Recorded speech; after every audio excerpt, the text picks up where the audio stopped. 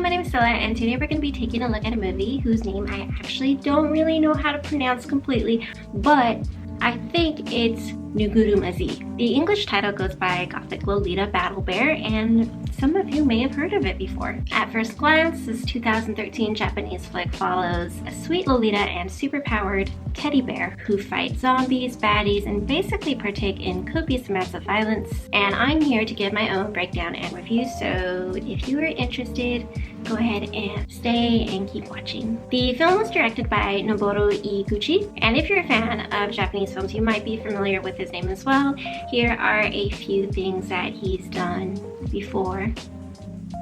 I think it's safe to say that anything that he's involved with is going to be a little bit over the top, potentially questionable, and I really wanted to see if that was the same case here. Now, I do have to preface before I go on with a warning. I could not for the life of me find any subs for this movie at all, which is surprising because it's actually been out for a few years now, but I went through every single page of Google that there was to look for. I checked DuckDuckGo, I even went to Bing, but I still got nada. So unfortunately, I am going to be watching this movie based off of the limited Japanese that I learned in high school, and that was like over 10 years ago, so I apologize if the story is off. Moreover, I apologize for my pronunciations because I'm fairly certain I'm gonna get a lot of stuff wrong. With that, we're gonna go ahead and get started now. So the film actually opens up at a birthday party. It's quite cute. We see this young girl receive a teddy bear. All seems well, and you know, it's very nice. She's about to blow out her birthday candles when I will admit I did not expect to see zombies so soon into the movie, but apparently these zombies can talk and they appear to have beef with this family because the sight of happiness is offensive to them. So, spoilers, but not really. Of course, they eat the parents. The little girl escapes with the bear, trips, and is helped out by a woman dressed in Lolita named Yumeko. And I'm talking full Lolita, not that polyester, synthetic, shiny costume stuff. Like, her hair is done, she got the nice cotton, she has like a proper headpiece. From the top, I can assume that the bottom, you know, matches as well. But anyway, during this introduction, the bear, who we learned is named Busuke, starts speaking, revealing himself to be a good guy. And as a good guy, he ends up puff slapping the ever-living cupcakes out of these zombies. Seconds later, the bear and Yumeko sort of combine into one, thus becoming Nuiguruma. So we're gonna pause for a little side note here. I really couldn't tell if they actually gave a reason for why it's called Nuiguruma. I don't know if it's a title or if it's just like an action for transforming, you know, kind of like Sailor Moon and the Moon Prism Power makeup. And when I googled the word, it didn't really exist. However, Nuigurumi does exist, and that translates to stuffed toy, so I'm assuming Nuiguruma is a play on that. If I am off, please feel free to correct me in the video so I don't spread any misinformation. Anyway, so we get some really cool like Power Ranger shots, and while this is happening, there's like J-rock music happening in the background, and then the intro credits begin with like this montage of kicking and claw slicing and zombies. So when this is all over, Yumeko comes back to her normal human form and begins to explain how Busuke came to be. And of course, this part especially was really hard for me to understand, but it seems like there were other planets at some point, or like a galaxy, and it came to an end, but there were like warrior soul creatures that fell down from their old world and fell onto Earth. And Busuke, being one of those warriors, found his way into the body of a teddy bear. And the teddy bear is actually a handmade creation of a writer named Fuyoko. Anyway, at this point it becomes apparent that this whole story is actually one big flashback, and I don't mind this sort of setup, but I'm just wondering how it'll end up coming back to like the future with the little girl. So we'll see what happens. So I guess in the real beginning of this story, we have Fuyoko, who is making a teddy bear for her daughter's birthday, who is named Kyoko. And before I continue, I want to put another little side note. It seems like the mother is recently divorced from a husband who seems to have been abusive potentially, or something of that vein. I'm not really sure how important it is, but I feel like it is going to play a part into like certain characteristics, which is why I'm mentioning it. So the daughter comes in and the bear is unfinished, but she ends up loving it so much, and her love has this kind of reactive effect on Busuke, the warrior soul inside. So that's how he wakes up. At this point, Yumeko shows up, surprising them, intent on staying with them for the time being. In a little family twist, she actually appears to be Fuyoko's little sister. And Kyoko does not appear to be happy this at all. And if I'm being honest, I kind of hate her attitude, but I also understand where she's coming from, so I'll give it a little pass for now. But meanwhile, it appears that Busuke has another buddy who fell, who took the body of another teddy bear who is also capable of combining and becoming one with another human and turning into, you know, a furry Power Ranger. Unfortunately, he is not a good guy and seems to have picked up a new habit of turning prostitutes into zombies. So I'm gonna skip over Kyoko's inner monologue because I don't have time for teenage angst. What really matters here in this scene is that we finally get a full view of what Yumeko is wearing, so we can see her full cord while she's vacuuming, and it looks like she's wearing Baby the Star Shine Bright to me, but I could be wrong. Either way, it's simple and sweet, and I really love it. Unfortunately, Kyoko comes and ruins it by yelling at her for vacuum so late, which, like, I get, but bitch, you were already awake, so like, why does it matter? Yeah, so I really don't like this girl at all. The mother later explains that Kyoko took the divorce really hard in an attempt to try and justify her behavior, but I'm sorry, no, that's no excuse. Like, please get your goddamn cookies in a row, Kyoko. So now we finally get a little backstory on Yumeko. She was apparently a loner kid who didn't really have anyone, and after becoming so uncomfortable with herself, she actually started dressing as a stereotypical boy and became obsessed with action movies. At least until she stumbled upon a magazine. That's right, I am talking about the Gothic and Lolita Bible. And this is likely the most relatable part of the movie, just falling immediately in love with Lolita fashion and needing it in your life right now. And I love the fact that we see Yumeko sewing her own things to start out. I feel like if you're gonna have fashion play a big part in a movie, it's really important to show all aspects of it. Unfortunately, all we get is like 3 to 5 seconds before she's suddenly doning brand, but luckily we get to see the positive impact that it's had on her and her own self-esteem.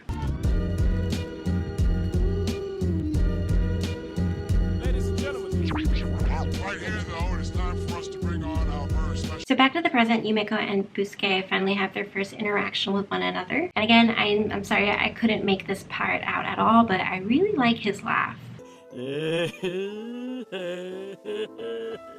Actually, I want to mention as well that he was actually voiced by the man who played Ryuji in Kamikaze Girls. You know, the unicorn. Interesting tidbit. But anyway, so Yumeko takes him and stitches him up because, again, he's unfinished. So she goes ahead and completes him and then leaves him with Kyoko. Elsewhere, we find that more and more zombies are being made, and apparently these are highly advanced zombies because they know how to use guns. So the next day, the girls are having a birthday meal for Kyoko, who now appears to be wearing Lolita as well, but she seems to have a major problem with Yumeko being there. I'm like, alright, she doesn't have to like her, but she's just still acting in a way that she is too old to be acting. That's how I feel. But she does finally agree to be amicable when all of a sudden the gun-bearing zombies just magically appear. It was nice to see that Yumeko wasn't completely helpless.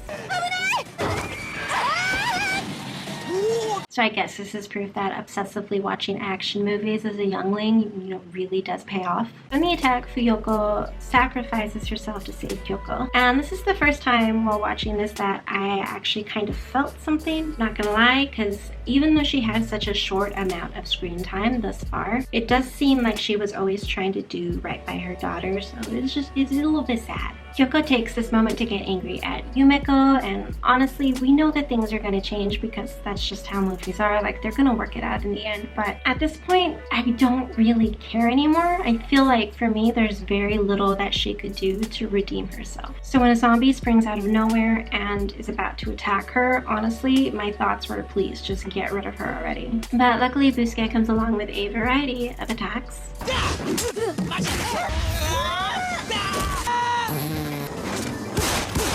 So Kyoko makes a run for it, and I'm gonna go ahead and pause right here. Because when I think of like stereotypical chase scenes in movies, my first thought goes to like the Mombasa scene in Inception. You know, when you're holding your breath and you're scared that Leo's legs are gonna like give out, and there's just all this tension, like, is he gonna get away? That's not what I feel here. But I will say, this looks a lot more fun, and I can imagine that they had the best time filming this on set. But anyway, bad guy black furry Power Ranger pops up out of nowhere and starts spewing, you know, typical bad guy stuff to Busuke and Yumeko. Nothing really important, but he snaps his fingers, and then two more baddies appear right behind him, and their names are Kill Billy and Lolita Katade. Also, immediate respect to the actress who plays Katade, because I love it. So it's immediately made clear Katade uses a gun arm and Kill Billy uses spoons. Not as cool, but I accept it. So after some matrix dodging, Yumeko runs in a straight line up the stairs while being shot at. Seeing that Kyoko is about to get eaten, Yumeko manages to sacrifice her shoe before running in a straight line again while still being shot at. Unfortunately, she does take a hit this time, and as Busuke lies crying with her, Kill Billy comes along and finishes her off with a spoon. Now, instead of falling down the 2 stories that she originally climbed, she somehow ended up falling from the sky, but I mean, you know, continuity really isn't that important, so it's like whatever. So after a full minute of falling, Yumeko finally decides that she wants to be a hero, and finally, for the actual first time, she transforms into Nuiguruma. So she beats all of the zombies, but the black fuzzy Power Ranger and his 2 little sidekicks escape. Now, after some time, we see Kyoko as a high schooler. Not only does she play guitar, but she has blonde hair extensions and still has a bit of an attitude towards Yumeko, who is now her caretaker. I should note that Kyoko doesn't know that it was Yumeko who morphed into the living teddy bear and saved her, which is unfortunate because she would likely be a lot nicer if she did. So she goes to school, and it seems like there's a side story about her friend and a band and whatever. And it seems like Kill Billy is there as well as a student, but she doesn't recognize them as a bad person. So Yumeko comes, and it looks like she's there to drop off some lunch or something, but instead she gets into a slap fight with Busuke.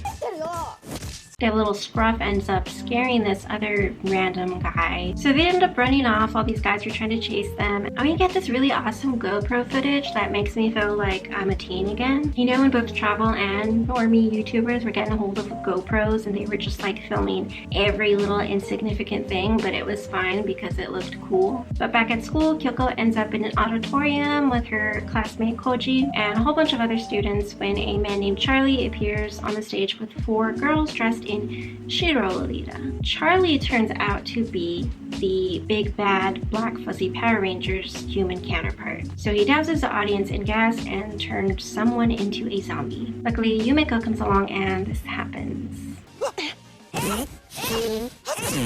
Then Katade appears, guns go blazing, kids go running, but by this point Kyoko isn't quite as useless as before.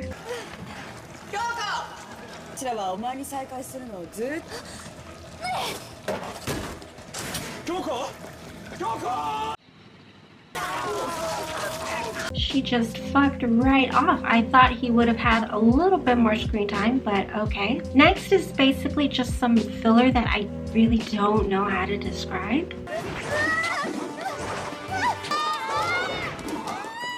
Eventually, she runs into Kyoko, who is with Kill Billy now, who we find out she has a thing for, it seems. But more than that, she thinks that Billy is Nuiguruma. Yes, she thinks that Kill Billy is actually the person who originally saved her, and this is because the way that Billy smiles was similar to what she remembers the way that Nuiguruma smiled. So basically it's because she's stupid. But anyway, they both end up taking off, and pretty much they leave Yumeko to fend for herself. And of course she does end up managing to beat off all the bad guys, but she ends up passing out right afterwards. We are then brought back to Kyoko, who is now with the bad guys, and it's here that she starts to realize something is wrong and that there's mind control stuff going on. There's the bad guy doing his stereotypical bad guy talk, but the most interesting thing about this scene is that the 4 girls in white have pom-poms on their shoes. It's adorable. So Yumiko wakes up, but she's not in a stereotypical jail cell. She's in a crib next to this dude.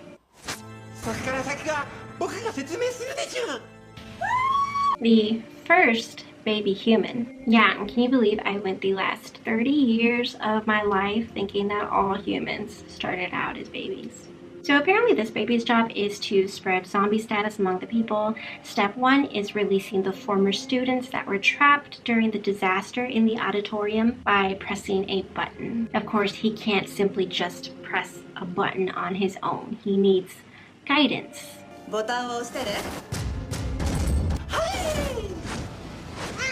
And so the zombies are set free.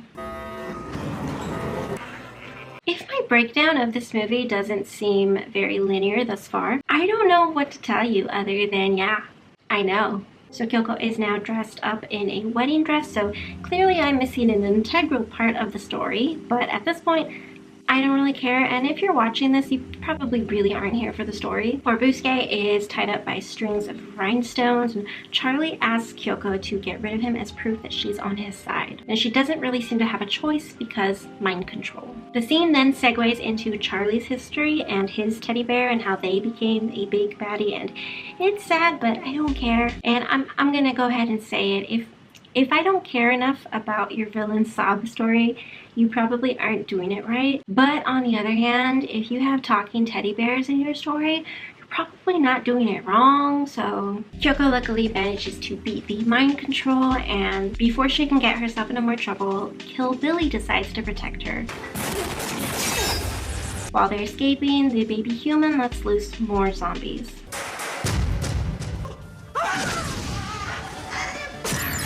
But before they can get too far, music breaks out, thus bringing about Thriller 2.0 basically. The dancing, however, does not prevent the zombies from eating people. So Busuke comes along and rescues Yumiko, after which we return to Kyoko and Kill Billy, who have just revealed that they are not a boy, and also that they are not Nuiguruma. Their convo is cut short by Katade, who is now dressed again, and spoons and bullets go head to head. Kyoko escapes and runs into Yumiko. いつも必要としないのに困った時にだけ甘えるのは悪い癖ですよ。 So Yumiko and Kyoko finally have their little heart-to-heart about their feelings, and it's cute, I admit. Kyoko says she's sorry for all the stuff that she's done and asks for help, so Yumiko transforms and rescues both Kill Billy and Kyoko from Katade, though honestly, at this point I really don't see the need. Like, her aim is so shit. So I want to go ahead and take another moment to pause at this scene. What we have here is a very cringy escape flying scene. And what amuses me the most isn't the bad CGI or the hands or even the pom-poms on the shoes. But to me, it looks like the actresses are genuinely laughing and having a good time. So I feel like this is one of those days that it was very fun to be on set. So Kyoko is dropped off with Kill Billy, and meanwhile the zombies are really yucking it up. I'm talking turn up, raising the roof levels of excitement. But before long, Yumiko appears to take care of them, and the first half of the fight she actually stays dressed in Lolita. And I know all the blood is like CGI, but the whole time all I can think while watching this is just like, please don't get the dress dirty, please.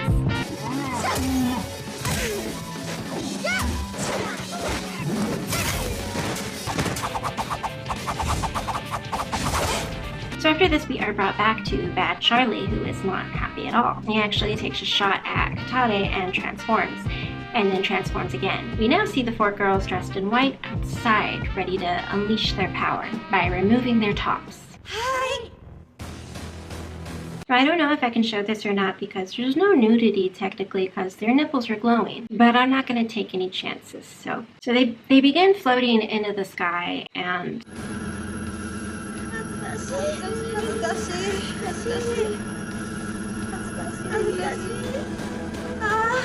well, if at any point in your life you've seen hentai, guaranteed you know what that means. So they stop moving now that they are sky high, and the glowage starts becoming massive and eventually turns into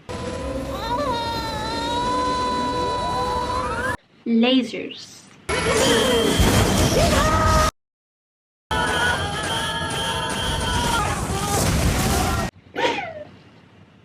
Okay, so here's the thing. I like boobs myself. You could say I'm a pretty big fan, but this is not the way.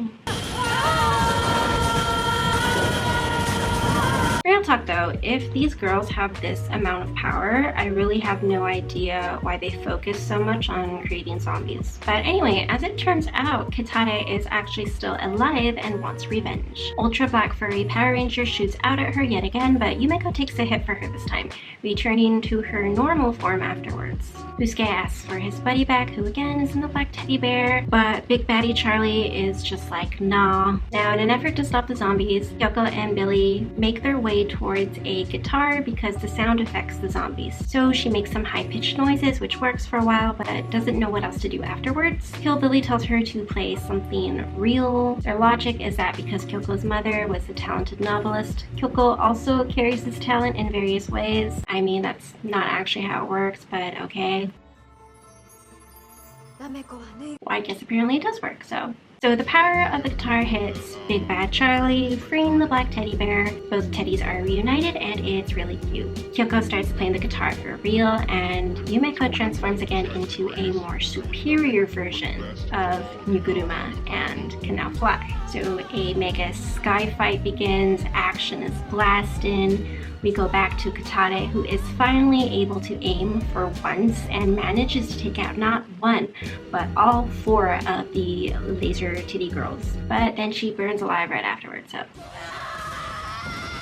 There's just like a lot of action going on at this point, like a lot. And I'm really not gonna bother spreading this out because I already know this is gonna be like a long video. Of course Yumeko wins, like, of course. So it's like, bye-bye Charlie, all is well, except Billy dies right afterwards. So later on, after all of this, after some time has passed, Kyoko does end up following in her mother's footsteps and writes a book. She and Yumeko have a much better relationship and the teddy bears are best friends again. And the movie ends on a high note with a fight about to take place. Now, there were some minor details that I did purposely leave out because I wasn't sure how long this video was going to be. For example, there was a bomb that was going to explode, but it was neatly and conveniently dealt with, so, you know, stuff like that. Now, going back to the start, it does seem like the intro was totally unnecessary because we never ever returned to the girl at the beginning, whose parents got murdered by zombies. We don't know how her parents even got a hold of the teddy bear or how the teddy bear became, you know, separated from Kyoko. We don't know how much time passed or how Yumeko knew where to find them. My guess is the director just really wanted to start the movie off with a really cool action scene. And as a director, you get to take many liberties, which it seems like with this movie, many liberties were taken. If I had to rate it, at least in this moment of time, it may change in the future, but currently I'd probably give it like a 4 out of 10. I think even if I knew how to speak Japanese and I understood it completely, the story would still be lacking for me. I really liked Yumeko and the concept of living teddy bears, but I was correct in that Kyoko's character was never really redeemed for me, and I understand what it's like to go through stuff and be angry at the world and everything, but again, that's just no excuse for being like a shitty human being. Like, yeah, you're sorry, but I don't care. It's one of many tropes that I don't have time for. As for the other characters, I really didn't care for any of them aside from maybe Koji. Kyoko! Kyoko! Now, as a Lolita watching this, I really appreciated the authenticity of the outfits that were shown, but as a Lolita, I didn't really appreciate the laser boobs. Yeah, if they had been wearing anything else, it would have been fine. Fish, you know? Anyway, I think I'm just gonna go ahead and leave it there. Please feel free to tell me what you thought if you made it this far. Was it good? Was it bad? Was it so bad that it was good? I don't think I'll ever rewatch it again at any point in my life, but it was interesting for a one-time thing. But anyway, thank you for watching if you watched, and I will see you next time. Bye!